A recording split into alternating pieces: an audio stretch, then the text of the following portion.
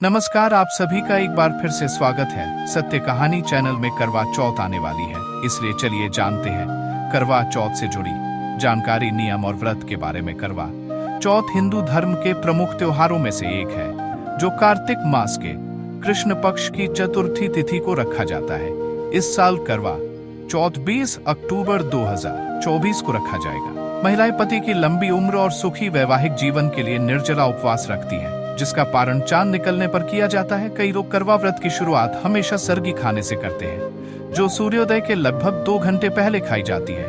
पंचांग के अनुसार कार्तिक माह के कृष्ण पक्ष की चतुर्थी तिथि का आरंभ 20 अक्टूबर को सुबह 6:46 पर होगा और इसका समापन 21 अक्टूबर को सुबह 4:16 पर होगा। इस दौरान आइए जानते हैं पूजा का सही समय क्या है। करवा चौथ के दिन पूजा के लिए शुभ मुहूर्त 20 अक्टूबर 2024 की शाम 5:46 से शुरू होगा और यह मुहूर्त शाम 7:02 तक रहने वाला है। इस दौरान आप विधि विधान से करवा माता की आराधना कर सकते हैं। आइए बात करते हैं चांद निकलने की। पंचांग के अनुसार माना जा रहा है कि इस वर्ष करवा चौथ पर चांद निकलने का समय 7:44 का है। ऐसे में आप 7:53 के बाद व्रत का पारण और चंद्रमा की पूजा कर सकते हैं। यदि आप शादी के बाद पहला करवा चौथ का व्रत रख रही हैं, तो पूजा में 16 श्रृंगार के साथ बैठना चाहिए। इस दिन फिर आपको शादी का जोड़ा पहनना चाहिए, यह और भी फलदायक होगा। इससे अखंड सौभाग्य का आशीर्वाद मिलता है। इस दिन व्रत का पारण हमेशा चंद्र दर्शन और चंद्रमा को अर्घ्य देने के बाद पति के हाथों से पानी पीकर करना चाहिए। इससे उपवास का संपूर्ण फल मिलता है। करवा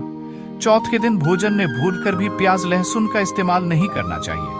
करवा चौथ पर करवा माता की पूजा का विधान है। इस दिन माता की पूजा और करवा चौथ की व्रत कथा अवश्य सुननी चाहिए, इससे शुभ परिणामों की प्राप्ति होती है। इस दौरान सुहागिन महिलाओं के लिए बायना जरूर निकालें और इसे देते समय उनके पैर छुए। करवा चौथ पति पत्नी के बीच प्रेम और विश्वास का प्रतीक है। इस दिन किसी भी तरह आपस में लड़ाई झगड़ा ना करें, साथ ही किसी और को भी अपशब्द ना बोले। करवा चौथ के दिन सबसे पहले गणेश जी की पूजा करें और उन्हें दूर्वा के साथ 21 गुड़ की गोलियां बनाकर अर्पित करें। इसी के साथ ओम श्री गणाधिपत्य नमः मंत्र का भी जप करें। ऐसा करने से वैवाहिक जीवन में मिठास बनी रहती है और सभी परेशानियां दूर होती है। पूजा समाप्त करने के बाद बड़े बुजुर्गों का आशीर्वाद लेना ना भूलें। करवा चौथ के दिन आप लाल सिंदूर, इत्र, केसर और चने की दाल का दान कर सकती है। ऐसा करने से वैवाहिक जीवन खुशहाल बनता है। अगर पति पत्नी के मन मुटाव की स्थिति चल रही है, तो इसके लिए करवा चौथ पर 5 बेसन के लड्डू, 5 पेड़े और 5 ही केले गाय को खिला दें। इस उपाय को करने से माना जाता है कि लड़ाई झगड़े की स्थिति में राहत आती है। तो आइए बात करते हैं करवा चौथ के दिन पूजा की थाली में किन चीजों को शामिल करना जरूरी है। करवा चौथ व्रत की पूजा में कई चीजें लगती है, जो ज्यादातर आपकी रसोई में मौजूद है। चंदन, शहद, अगरबत्ती, पुष्प, कच्चा दूध, शक्कर, शुद्ध घी, दही, मिठाई, गंगा जल, अक्षत, सिंदूर, मेहंदी, महावर, कंघा, बिंदी, चुनरी, चूड़ी, बिछुआ, मिट्टी का दाग, करवा और ढक्कन, दीपक, रुई, कपूर, गेहूं, शक्कर का बूरा, हल्दी और जल का लोटा। गौरी बनाने के लिए पीली मिट्टी, लकड़ी का आसन, चलनी, 8 पड़ियों की अठावले, हलवा। तो इन चीजों को अपनी थाली में जरूर शामिल करें। अब मैं बताती हूँ आपको क्या करना है। सरगी जो एक सास अपनी बहू को देती है, न केवल पारंपरिक है, बल्कि इसमें वह भोजन भी होता है जिसे आप सूर्योदय से पहले खाते हैं, क्योंकि आपको भोजन करने की अनुमति नहीं है, ताकि सर दर्द, चक्कर आने से बचा जा सके। इसलिए सही खाना महत्वपूर्ण है। सुबह के समय प्रोटीन और जटिल कार्बोहाइड्रेट से भरपूर खाद्य पदार्थों को शामिल करने की कोशिश करें। विभिन्न प्रकार के मेवे, दालें और दही खाने की कोशिश करें। व्रत शुरू होने से पहले जितना हो सके उतना पानी पिए।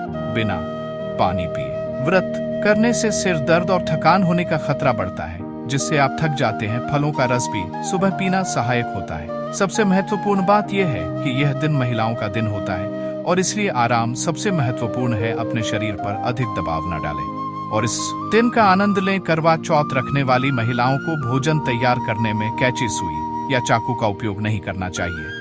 अपने भोजन को बहुत मसालेदार बनाने से भी बचे। एसिडिटी होने की संभावना से बचने के लिए कॉफी और चाय पीने से भी बचना चाहिए, क्योंकि इस दिन आपको लंबे समय तक उपवास रखना है। इसलिए महिलाओं को आमतौर पर सलाह दी जाती है कि कठिन कामों में शामिल नहीं होना चाहिए। गर्भवती महिलाओं के लिए उपवास सामान्य से अधिक तनावपूर्ण हो सकता है। यदि आपका परिवार इसकी अनुमति देता है, तो आप हल्का उपवास रखने का विकल्प चुन सकती हैं, जिससे आप दिन भर दूध पीकर उपवास कर सकती हैं। उपवास तोड़ने और पूजा समाप्त करने के बाद भोजन को एक साथ खाने की कोशिश ना करें। एक अच्छा सुझाव यह होगा कि पहले गिलास में पानी पिए और फिर धीरे धीरे अपना भोजन करें। मैं उम्मीद करती हूँ कि यह जानकारी आपके काम आएगी। आपको यह जानकारी कैसी लगी कमेंट करके जरूर बताएं। साथ ही मेरे चैनल सत्य कहानी को सब्सक्राइब करना ना भूलें। धन्यवाद।